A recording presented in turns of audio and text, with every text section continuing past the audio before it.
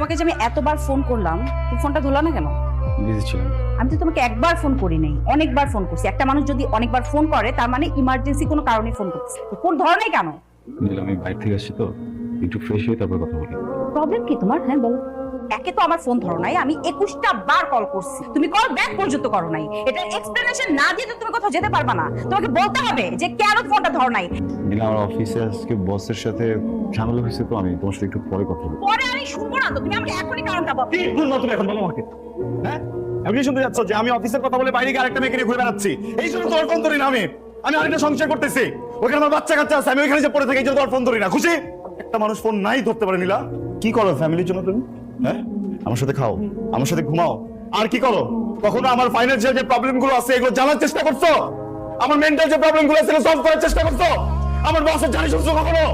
বিয়ের পরে বলছো তুমি আলাদাভাবে একটা সংসার চাও, জাস্ট সারা জীবন বাপ মায়ের সাথে থাকছি, তাদেরকে পাঠিয়ে দিয়েছে আরেকটা জায়গায়, দুইটা বাসা মেনটেন করতেছি না, দুই জায়গায় আলাদা আলাদা বাজার করতে হইতেছে। কারণ ভাবো যে দুইটা ফ্যামিলি এই শহরে চালানো কতটা কঠিন।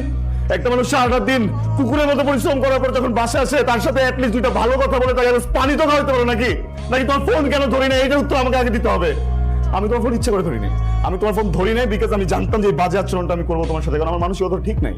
হ্যাঁ, আমার ভিতর সিচুয়েশন তো ঠিক নাই, অফিসে ঝামেলা হয়েছে, আমি জন্য চাই নাই যে আমি তোমার ফোনটা ধরি, কারণ আমার ফোনটা ধরলে আমি জানতাম এরকম কিছু হবে। এইটাই করতে চাই নাই আমি, এইটাই আমাকে তুমি করাইলা। নীলা, আমি খুবই সরি, আমি চাই নাই, আমি কখনো এটা চাই না, প্লিজ। নীলা,